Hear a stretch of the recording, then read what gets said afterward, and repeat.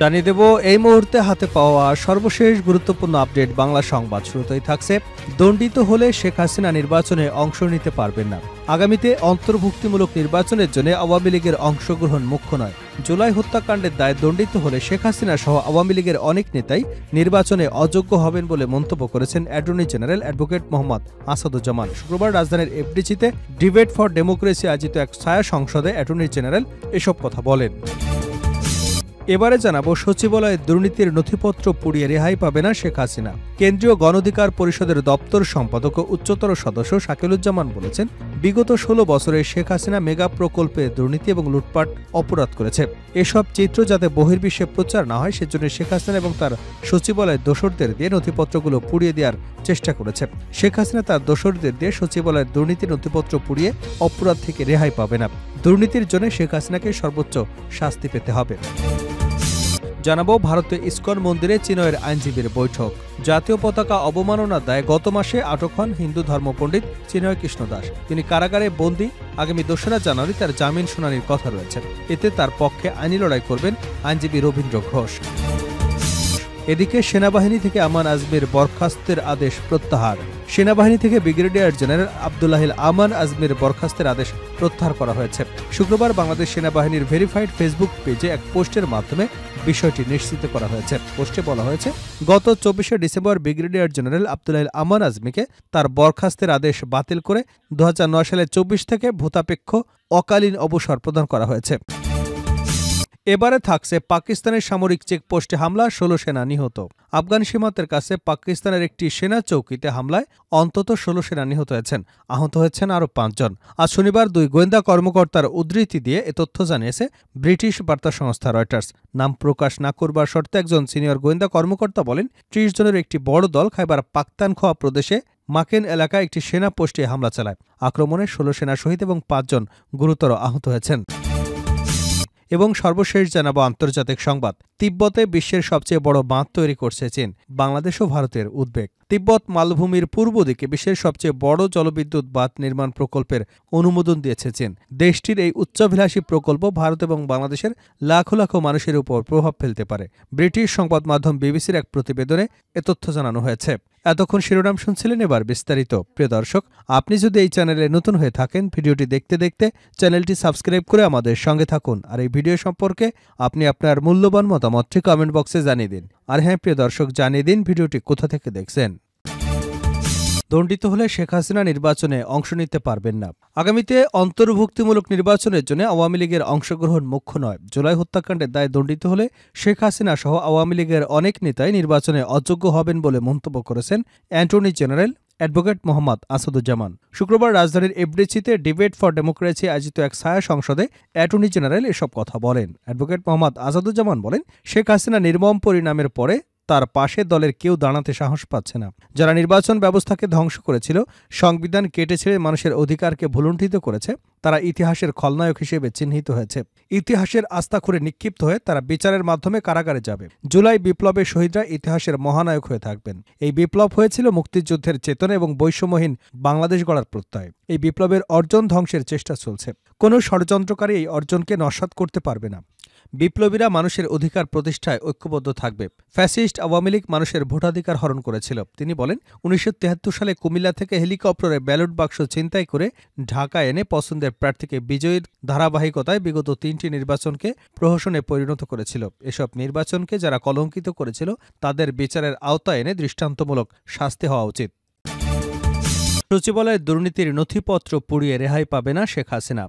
কেন্দ্রীয় গণঅধিকার পরিষদের দপ্তর সম্পাদক ও উচ্চতর সদস্য শাকিলুজ্জামান বলেছেন, বিগত ১৬ বছরে শেখ হাসিনা মেগা প্রকল্পে দুর্নীতি এবং লুটপাট অপরাধ করেছে।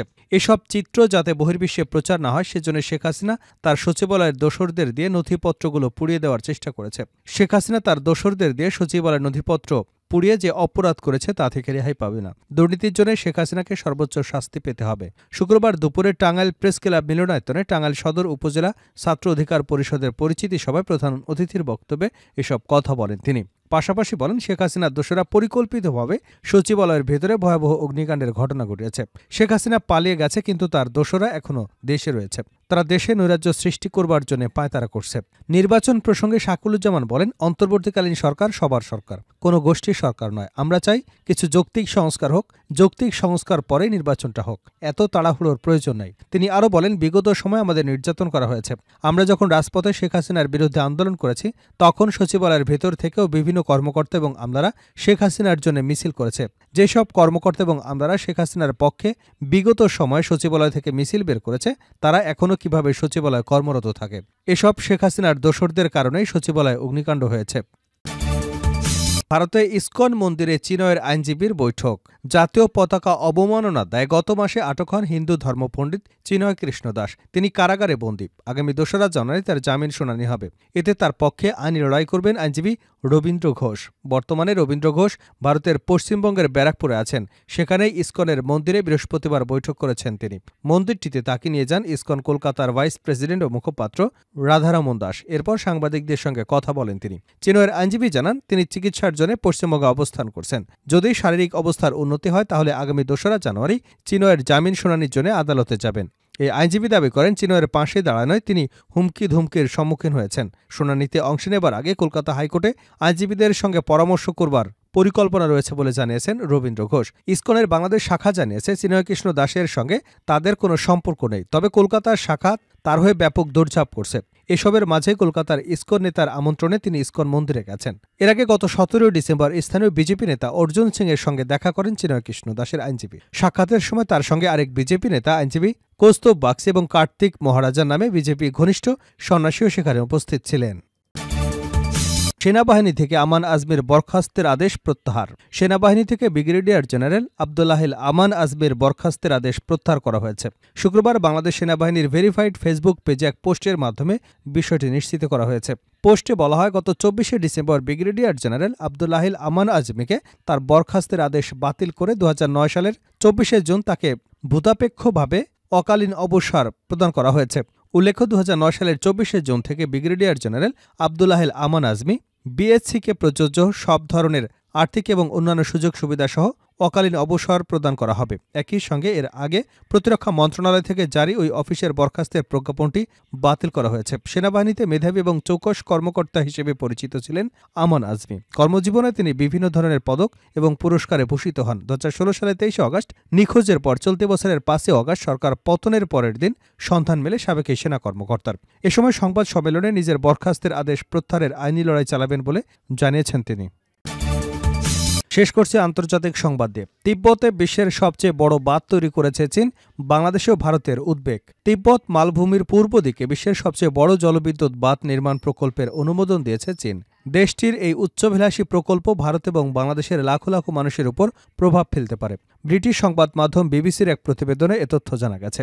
প্রতিবেদনে বলা হয়েছে, 2020 সালে চীনের রাষ্ট্রীয় জলবিদ্যুৎ কোম্পানির পাওয়ার কনস্ট্রাকশন কর্পোরেশন অব চায়না দেওয়ার হিসেব অনুযায়ী ওই বাঁধ থেকে প্রতিবছর 30,000 কোটি কিলোওয়াট ঘণ্টা বিদ্যুৎ উৎপাদন হবে। এই মুহূর্তে বিশ্বের বৃহত্তম বাঁধটিও চীনের মধ্যে অঞ্চলে অবস্থিত 3 গর্জেস ড্যাম নামের সেই বাঁধ থেকে বছরে 88.2 বিলিয়ন কিলোওয়াট ঘণ্টা বিদ্যুৎ উৎপাদন হয়।